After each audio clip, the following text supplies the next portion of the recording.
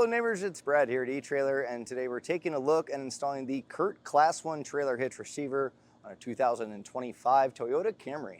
Now this is what your hitch is going to look like when it's installed on your Camry, and overall you get a very clean look because it's going to be a hidden cross tube, meaning the only thing that you're going to see when installed is going to be the receiver tube opening as well as the safety chain loops. Now, being that it's a Class 1, it is going to be an 1.25" receiver tube opening, so you're going to be a little bit limited when it comes to bike racks, cargo carriers, or even ball mounts. And that's kind of the nature of 1.25". It's meant for sedans and smaller vehicles that really don't have a ton of weight, carrying capacity, so you are going to be limited to this 1.25". All of your accessories are going to stay in with a 1/2" pin and clip, not included with the hitch, but generally when you pick up accessories, they'll have those included with them. If you plan on leaving your accessories on the vehicle, you might want to look at a locking pin and clip. We have those available here at eTrailer if that's something you're looking for. You do have a rolled style safety chain loop, so if you plan on pulling a small trailer, you can hook up a standard S hook or a larger clevis style. Now this is, again, not exactly something you're going to be towing heavy trailers with, but a small kayak trailer would probably be just fine. Now, something to take in consideration is the weight capacities of the hitch. So gross trailer weight rating, which is going to be the weight of the trailer plus the accessories loaded, is going to be 2,000 pounds. And the tongue weight rating is going to be 200, which is going to be the downward pressure put on the receiver tube opening. So in this case, this is a family friend that they're going to be using to haul their bikes around with a bike rack. So 200 pounds, as long as you're not overloading that weight capacity, should be just fine. And when choosing accessories that fold up, whether it be a bike rack or a small cargo carrier, you want to make sure that it's able to do that with this vehicle. So from the center of the hitch pin hole to the furthest point, we're looking about 2.5 inches. So I don't worry too much that you'll have any issues with that. And ground clearance is going to be important, making sure that you get a bike rack or a ball mount that's going to work properly. So from the top of the receiver tube opening to the ground, we're coming in about 10.5 inches. Predominantly, if you are going to be using this with a bike rack, I highly recommend just keeping in mind when you're driving with it on, as you go up inclines, that's going to want to tilt towards the ground and has the potential to bottom out. So just keep that in the back of your mind when you have those accessories and you come across a large incline or any large bumps. In terms of installation, this one isn't terribly hard to do. You do need to lower down the muffler. You're going to be pulling off some plastic underbody panels and trimming those, as well as a heat shield. You're also going to be enlarging a hole on each side of the frame, which seems like a lot. You are going to be able to do this in your driveway or garage by just jacking up the rear of the vehicle, and just take your time here. You're going to need some cutting materials, but if you go through this install video and decide maybe this is beyond your scope, maybe you don't have the place to do it, the tools to do it, or even the want to do it, you can use our dealer locator network. That way you can find someone close to you to get the hitch installed. But for you DIYers at home, they're going to be doing this yourself. Follow along and I'll make sure you get your hitch installed. Let's take a look at that. To begin our installation, we're going to be removing this underbody panel, and there's going to be a few different types of hardware, but throughout all of the installation, anything we remove, I highly recommend having a nice organized spot to keep it. That way when you reinstall everything, it'll be that much easier. The first thing that we're going to tackle is going to be the plastic push pins that are located on this bottom panel. So we'll start on the driver's side and we'll work our way across. And this goes, depending if you have dual exhaust or not, you can see this is a filler panel, but this will go along the side where it also connects, so we'll get these as well. To pop off the plastic push pins, there's 4 slots on here, so if you have a trim panel tool, this works really well, but a flathead screwdriver will also work. You're just going to slot in between the two, pop that out, and generally you can get the whole thing to come out by just pulling it out by your hands, but if you need to, you can pry on the back side. Just make sure you keep these attached. That way you'll have them ready to go, for reinstallation. There should be a total of 8 plastic push pins, and on the passenger side, you'll see 2 close together. We'll take both of those out. Now, while under your vehicle, we're going to grab a 12mm socket and a 10mm socket. And the first that we're going to attack are going to be these 12mm plastic bolts. You can use a socket, or generally just by hand, you can get these to loosen up. They may not come out completely until you get the rest of the hardware taken down. So we'll just loosen these up. And then we're also going to need that 10mm for 3 of the plastic nuts that are here. And then as you kind of work your way up on the passenger side in the frame rail, you're going to find a 10mm bolt. So we'll get that removed, and then we can get our panel taken down.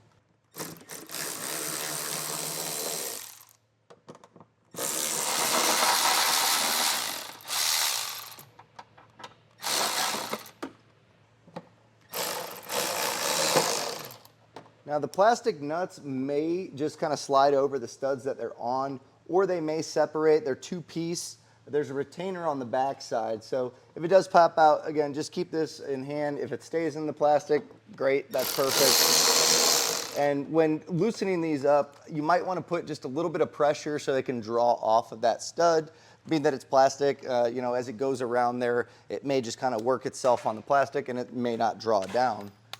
With your hardware removed, you'll take the underbody panel and we'll slide this out. Eventually, we're going to be trimming for clearance on the hitch, so just set this aside for now. Depending on your model, whether it's the front-wheel drive or the all-wheel drive version, may obviously change because it's going to have different isolator mounting locations. But we're going to be lowering down the muffler to give us access to the frame rails and be able to get our hitch bolted up. So you want to support your exhaust before you lower everything down. That way it's not just hanging down, putting stress on it. So I'm going to use a cam buckle strap here to just create a cradle for our exhaust. I can just use our sway bars here. And if you don't have a cam buckle strap, that's okay. You can use just, you know, cardboard box, a block of wood, something to just hold this up, but still allow you to drop it down enough to get access to the heat shields that are above the muffler. Our forward isolator is located right above the exhaust tips, and this bracket you can use to pry with a pry bar or a long flathead screwdriver. You'll just wedge this, and it should slide back. If it does fight you at all, you can just spray a little bit of soapy water on here, and that's going to be enough lubrication to get that loose. Our second isolator is going to be on the back side of the muffler, and it's going to be the similar concept here of popping that off. You can use that hanger as leverage to be able to pry that. Just be careful as you drop that isolator. The muffler is going to want to lower, and that's where our cradle comes into play. With our muffler lowered down, we can gain access to the 10mm nuts that are holding on our heat shield. We'll get those removed.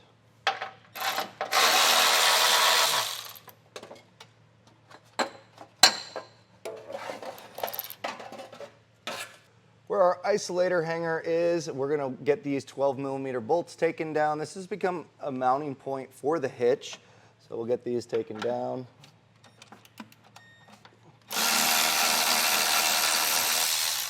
And we're not going to be reusing this hardware. The hitch comes with new hardware, so you can hold on to this if you'd like, but just know that it's not going to be reinstalled.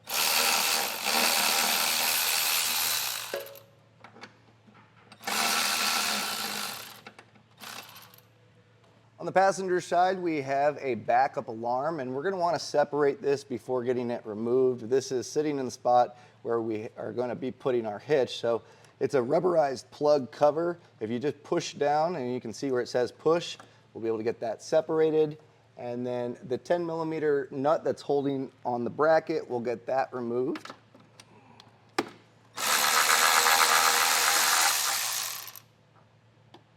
And for now, we'll let this just hang down. We're going to be removing some access plugs to where our threads are going to be to get the hitch installed. And it's really nice that Toyota does this because these plugs are very simple, but they keep any corrosion and rust long term from forming. So that way it should be nice and easy to get all of our hardware started. So on the passenger side, you'll have two of them. They're going to be in the same location where we removed our exhaust isolator. You can use a flathead screwdriver to start that, and then it should just kind of come out fairly easily just by threading it out. So we'll get these two taken out first. And then on both sides, we have this rubber cap for our access hole. You can just pry that out, and that'll expose the hole that we're going to enlarge to get our hardware in place. So take that out on both sides. Now, to get our hardware, enlarging this hole, we want to make sure that we have it large enough for our carriage bolt to get in. And normally you can pass that in kind of at an angle. So you don't have to have it obviously as large as the diameter. So a lot of times what I'll do to make it easy is just trim out portions that are right here and just make it wide enough. And the way that I normally do that is if you have a Dremel, it works really well with just a cutting wheel, and you just kind of cut you know, a Saturn-like shape, I guess you'd say, to be able to get it wide enough for that bolt to pass through. You can come back with a grinding bit. So if you have a die grinder, really a grinding bit works well. It just takes a little bit to grind that out. So with a combination of my Dremel and grinding wheel, I'll get this notched out. Make sure you have your safety glasses on for this step.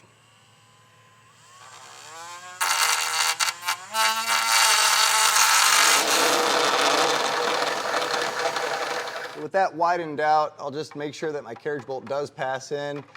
So a lot of times I'll feed it in at an angle, and right now the square portion of the carriage bolt is causing a little bit of clearance issues, so I'll just notch this. And once we have our spacer block in place, really the diameter is not going to make a huge difference because this is going to span it. So I'll just notch this and then we'll test fit again. With that notched out, I can get this to slide in. If it's a little tricky, that's okay. As long as you can get it to pass in like this, that's what we're looking for. And we're going to repeat the same process on the other side. Once you have that ground out enough to get the carriage bolt in, what we're going to want to do is cover this with some paint, whether it be a clear coat or black, it doesn't matter. It's going to be underneath the hitch, but that'll prevent this raw metal from turning into rust long term. So we'll go ahead and get this coated up. Now we'll grab our fish wire, our spacer block, and our carriage bolt, and we're going to do a reverse fish wire technique, and it's pretty easy to do here. What we'll do is we'll take our spacer block, just feed that over the coiled end, and then we'll thread our carriage bolt on to that threaded portion. From here, feed that carriage bolt up into the frame, do the same with the spacer block.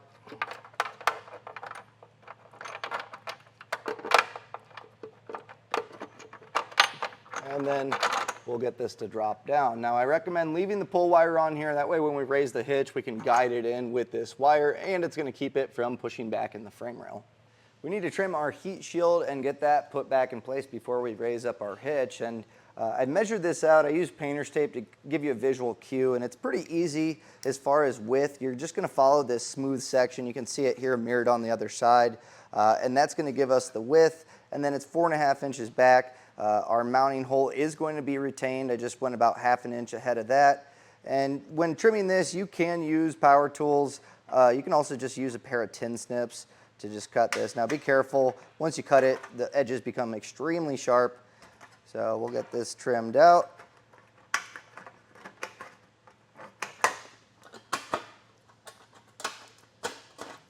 With this trimmed out, we can get this fed back in place. We'll align those studs and use the factory bolts to get it bolted back up.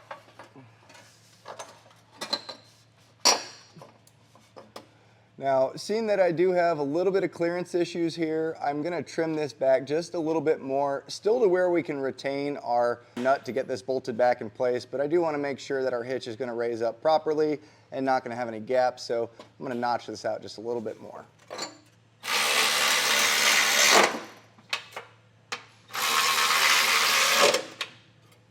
Now, we removed our underbody panel with those plastic push pins earlier. There is another tab that's located up here that goes to this bracket. We're going to want to get that removed so we can slide our hitch kind of tucked behind this fascia.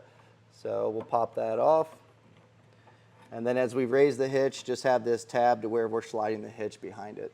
Now with an extra set of hands, you're going to want someone helping support the hitch, and have a serrated flange nut ready on each side, because as we guide this up, once we get the pull wire off, if we can get a few threads started, it's going to support the hitch and it'll make the rest of the installation that much easier. So I have John helping me here, and what we'll do is feed our pull wire through this forwardmost hole. I'm going to raise it up over the exhaust and make sure this tab again is pulled out, and you may need to just pull the fascia out just a little bit to be able to get this hitch to slide up. And once it's kind of in that pocket, it'll make it super easy to align this. So with that pull wire, once you kind of raise the hitch up, just make sure that you have this drop down. And you can push the hitch against this to kind of hold it in place and then pull off the pull wire. And I found too, if you can take the pull wire and wrap that around the top threads to hold it.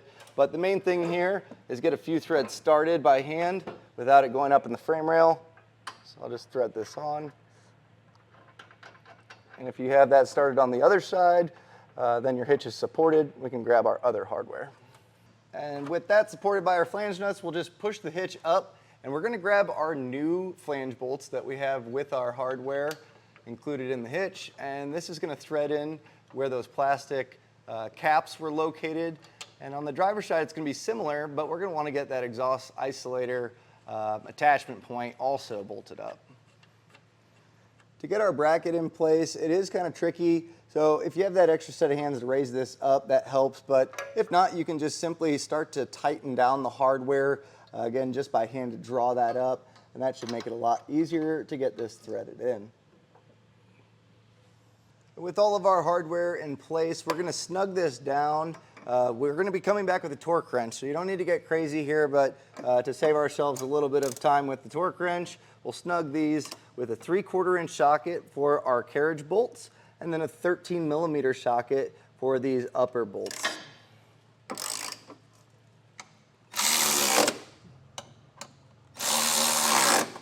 Torque settings are going to be found in the instruction manual, and they are going to change. Obviously, this larger hardware is going to have a higher torque setting than our front smaller bolts, so just make sure that you're adjusting your torque wrench accordingly. And if you need a torque wrench, we have them here available at eTrailer. Generally, you can go to an auto parts store and rent one for free, but this is going to be important, especially because we're dealing with weld nuts, to make sure that we're tightening it down. That way, for the lifespan of the hitch, you're able to safely use it, but also it's not going to be too tight, putting stress on any of the hardware. Now, our hitch is officially installed, but we need to address a few things, and one of them is the instruction manual doesn't give any instruction on our pedestrian alarm to get this mounted back up, and unfortunately, the way that our hitch sits, it's just not enough for this to really get a good bite to get that hardware and make me feel comfortable. So what I'm going to do is, we have this zip tie Christmas tree that's holding our wire in, and I think if we cut that, that's going to give us enough extra to go back one more stud. It's going to mount up nice and clean, and we shouldn't have any issues with the wire dangling. So carefully cut that zip tie, and there's electrical tape, and this will extend this back to be able to get this mounted up and plugged back in. So go ahead and do that. And with that plugged in, we have just enough slack. If you wanted to, you can take out that plastic Christmas tree and use this to zip tie it, or you could even use this open hole on the hitch to allow you to zip tie that up, and that way we're keeping our wire from dangling. Now's a good time. We can get our exhaust put back in place.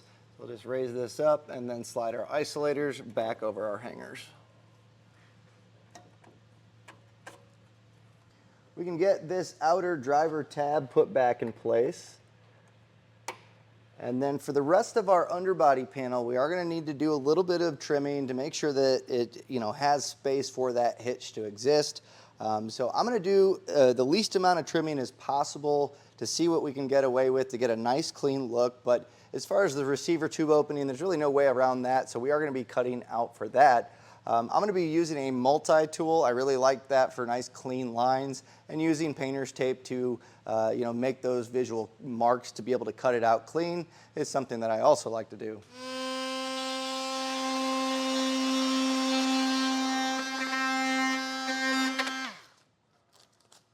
Now, when it comes to the trimming, they have you go pretty wide here, and I went a little bit more narrow. I just measured it up against the receiver tube opening just to kind of get it a nice clean fit. You can always trim off more, but you really can't add it. And as far as going back, you'll see where these lines kind of fade out to this shape. You could probably go, I would say, maybe 1/8 of an inch shorter here just to close up that gap. But other than that, I got it really nice and tight against the receiver where it's clean. I tried my best to leave this whole top portion to omit having to cut that, but unfortunately the way that the hitch sits, that lip is just right in the way to where those holes don't want to align. So I just ran 1.5 inches off pretty much to make this flush. I did trim a little bit more on the corner on the driver's side, but the good thing is once this is back in place, you're not going to see any of that trimming, and it's going to fit back just like it did from the factory. So before I get it put back up, I am going to take a file and run it along any of my burrs where the opening is that I trimmed for the receiver tube opening. That way it's going to look nice and clean once it's installed.